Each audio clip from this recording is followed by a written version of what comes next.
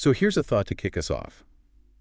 What if the secret to, real wealth and success wasn't about luck or privilege, but maybe it's a set of principles, universal principles that anyone could actually learn and apply? That's the really powerful idea we're diving into today. We're unpacking an absolute classic, Think and Grow Rich by Napoleon Hill. I mean, this guy spent, what, 25 years? Yeah, a quarter of a century. Researching 500 of the most successful people around. People like Henry Ford, Thomas Edison, Andrew Carnegie, huge names.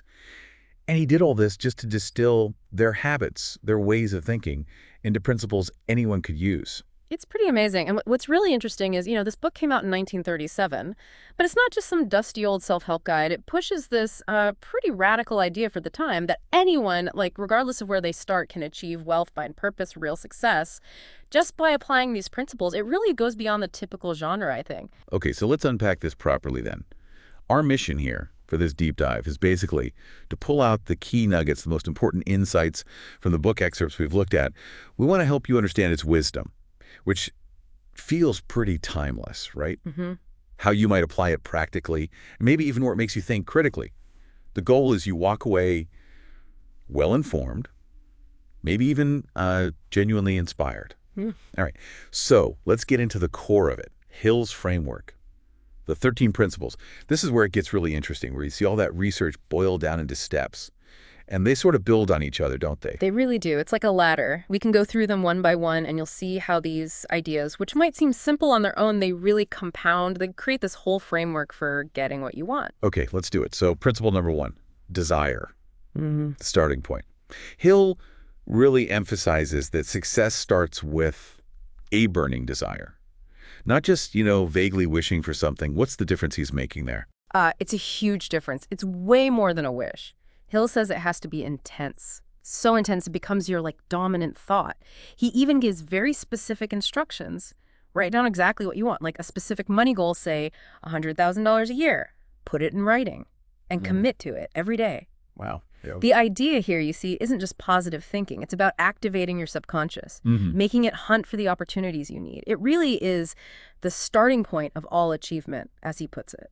Right. So you've got this burning desire. How do you make it real? That's where faith comes in, right? Oh. Believing it's possible. What does he mean by true, unwavering belief? Well, he suggests a technique, a powerful one, affirmations. Ah, okay. But it's not just wishful thinking, he stresses. It's about consciously repeating positive statements daily to really cement that belief, to build this internal certainty that your goal isn't just possible, it's, inevitable. And that flows straight into the next one, autosuggestion, programming your mind. This sounds like it connects directly with the subconscious again. Exactly. It's all about the subconscious. The method is repeating your desires, your goals, aloud maybe, or writing them down over and over. The theory is this repetition impresses it onto your subconscious, kind of like programming it to align with what you want. Okay. And he also talks about visualization, seeing yourself already having achieved the goal, making it feel real in your mind, like creating a mental blueprint. So desire, faith, autosuggestion. It feels like he's building a really strong psychological foundation first, before the practical stuff. That's a great way to put it. Okay, so next up is specialized knowledge, the practical edge. This isn't about just knowing a lot of general facts, is it? No, definitely not. Hill is quite clear. General knowledge is fine, but it won't make you rich on its own. What you need is specialized knowledge. Practical know-how in a specific field, your niche. And the key is continuous improvement, always honing those specific skills, that expertise. That's what makes you valuable. Makes sense. Then principle 5, imagination, the birthplace of ideas, because, fortunes start with an idea, don't they? Absolutely. He called imagination the workshop of the mind. Ah, I like that. Yeah, it's where you use your creative side to generate new concepts, spot business opportunities nobody else sees, find innovative ways to serve people. It's about dreaming up what isn't there yet and then figuring out how to build it. Okay, imagination is great, desire is great, but then you actually have to do something. Which brings us to organized planning, turning dreams into action. This feels like where the rubber meets the road. It really is. A lot of people get stuck here. You need to translate those desires, those ideas, into actual concrete plans. Hill advises drafting a clear plan, maybe getting a team together. That's the mastermind idea. We'll get to that. Assign tasks.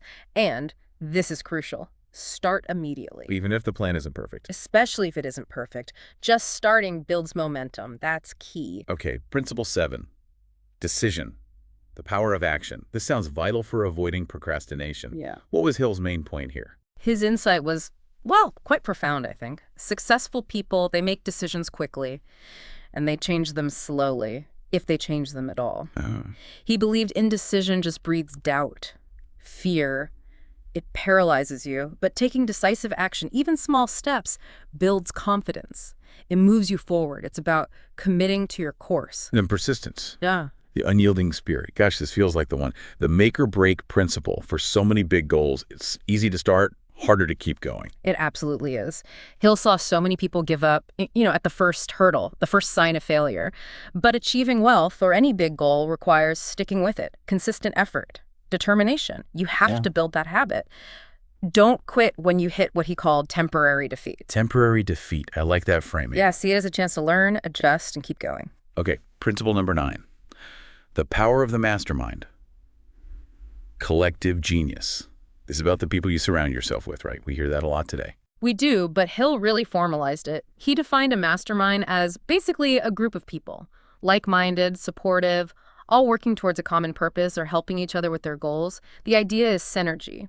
The groups combine brain power, energy, insights. It's way more than just the sum of its parts. Right. They give you new ideas, accountability, they challenge you, support you. It just propels everyone forward faster than going it alone. Okay, now this next one, the mystery of sex transmutation.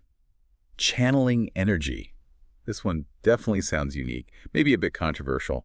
How do we make sense of this today? Yeah, this is probably Hill's most distinct principle, and maybe most misunderstood. He suggested channeling our most powerful creative energy, and he specifically linked it to sexual drive and to productive pursuits. Now, maybe don't take it super literally. Think of it more like a metaphor for intense, focused passion, sublimation. It's about taking that powerful, innate drive and directing it into your ambition, your creativity, your work, that unwavering focus on your goals. Modern psychology talks about sublimation, flow states. It's kind of related, harnessing high energy for productive output. Interesting way to frame it. Okay, then we swing back to the mind with the subconscious mind, the infinite link. Feels like we're building on those earlier ideas again. We are.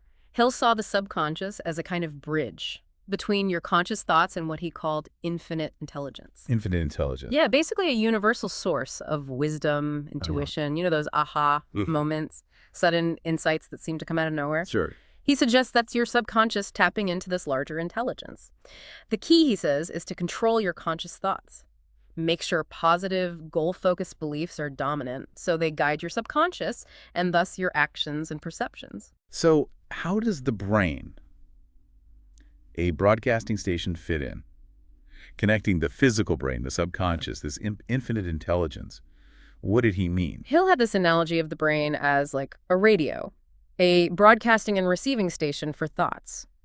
A modern interpretation might be something like selective attention or the law of attraction concept. Your brain is constantly filtering information. It tends to tune in to what you're focusing on. So if you're consistently broadcasting positive, goal-oriented thoughts, you're essentially tuning your receiver. You're more likely to notice, to receive opportunities and circumstances that align with those thoughts, like tuning into the right frequency for success. Got it. And that leads us to the final principle, number 13, the sixth sense.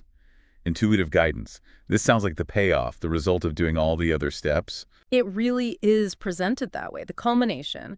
Hill says that by mastering the first 12 principles, you develop sharp intuition, what he calls the sixth sense. It's that ability to make inspired decisions, seemingly without conscious effort. A direct line, maybe, to that infinite intelligence, those gut feelings, the flashes of insight that just feel right, guiding you, especially after you've done all the groundwork. Okay, so those are the 13 principles. But Hill didn't just focus on what to do, did he? He also talked a lot about what holds people back. What were some other key takeaways? Yeah, a big one was fear. He saw fear as the single biggest obstacle. He even listed 6 basic fears: fear of poverty, criticism, ill health, loss of love, old age, and death. And he was adamant you have to recognize these fears and consciously work to conquer them if you want to succeed. They stop people taking action. That makes sense. And it circles back to that core idea you mentioned. Your dominant thoughts shape your reality. What you think about consistently, that's what shows up in your life. That seems to be the thread running through everything. Absolutely. It's central. And linked to that is persistence again. He really hammers home. Temporary defeat is not failure. It's just feedback. An opportunity to learn, adapt, grow stronger, master your mind, align your thoughts and actions, and the results, he believed, will follow. We've touched on how powerful belief is in his system. And he had some incredibly memorable quotes driving that home, didn't he? Like the really famous one, whatever the mind can conceive and believe, it can achieve. Classic. Captures that desire plus faith idea perfectly. Yeah. Another great one. Set your mind on a definite goal and observe how quickly the world stands aside to let you pass. Powerful stuff. And the one we started with, the starting point of all achievement is desire. Simple, but foundational. Right. Now, we have to ask the question, though. It was written in 1937. How does it hold up today? Some of these ideas, like sex transmutation or the broadcasting brain, they might sound a bit mystical or maybe outdated in a modern business context. That's a fair point, and it does raise questions. It's incredibly influential, but yeah, some criticisms are valid. It's not exactly a step-by-step how-to guide for making money in, say, the digital age. There aren't practical, tactical instructions for today's world. And yes, some concepts, like the literal interpretation of sex transmutation or the brain as a transmitter, they can feel less grounded, less scientific than what people might expect from business advice today. Sure.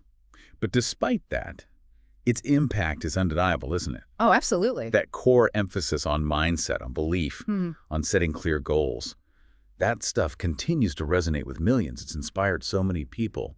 Those foundational ideas, focused thought, persistent action, they feel pretty timeless. So wrapping this up, what's the big picture? Think and grow rich.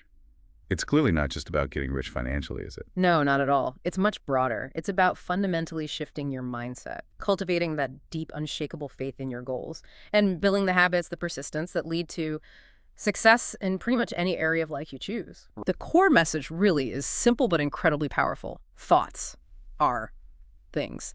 And if you combine focused desire, unwavering faith, and just relentless persistence, you really can achieve extraordinary things, no matter where you start from. Okay, so as you, our listener, reflect on this deep dive, here's something to chew on.